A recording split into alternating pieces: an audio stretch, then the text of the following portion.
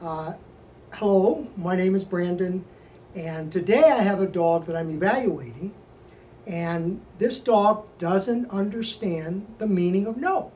Doesn't really know what its owner wants from it, what it means.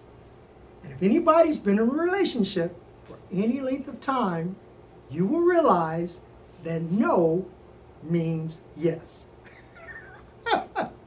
And so I want to do a couple of demonstrations to make you understand how dogs think and how humans think and how we can take possession of our environment and control the environment and the way a dog thinks by understanding how nature intended them to process information. And I think no is the good word because no, out of all of the words that we use in relations to dogs, communicating with dogs, no is probably the most misunderstood word of all the words that we use.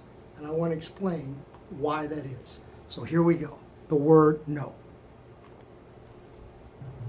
Okay, now, if I were to take this delicious piece of baked chicken and put it down for this dog, and that's my plate of food, I've got to let them know, don't mess with it. It belongs to me.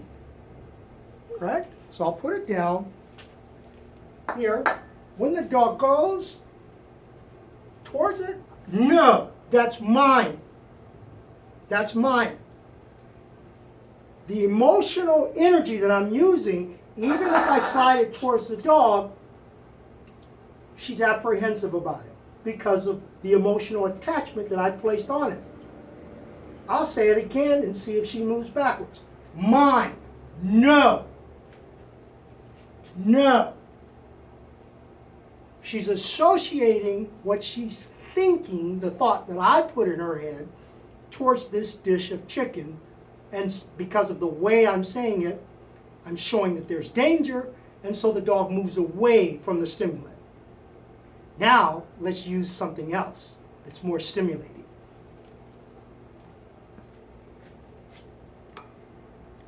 How different is this?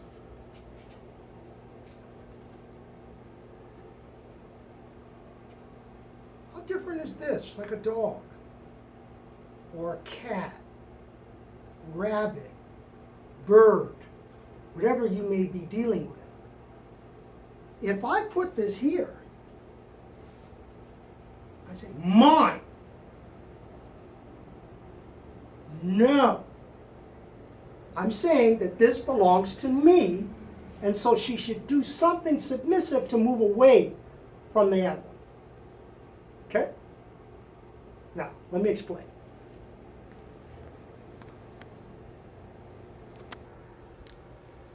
The emotional attachment and relationship with the food is a different hormone than the emotional attachment to the cat or to whatever the stimulant may be.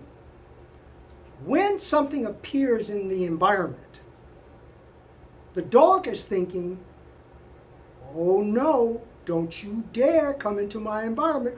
What are you doing in my reality? You're not supposed to be here.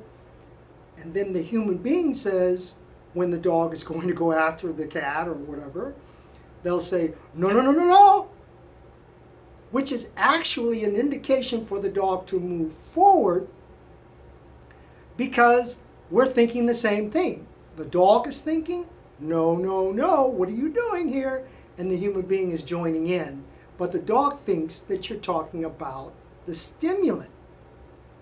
Not all dogs, but most dogs will relate the excitement and the energy level of the human being with what's happening.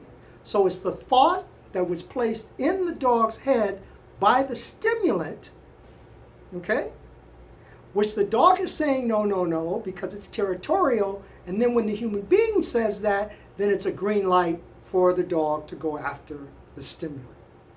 And in that case, no means yes. So we have to teach the dog how to think like the human being. And so we have to set up the scenario where the object, the stimulant, belongs to us. And we say it in a way so that the dog says, oh, I know the emotional attachment I'm supposed to have to that because I know what that sounds like now because we've gone through this scenarios over and over again. And with doing that, when we see that the dog has one ear to me and one ear to the stimulant, then we're ready to put them with other dogs. So here we go.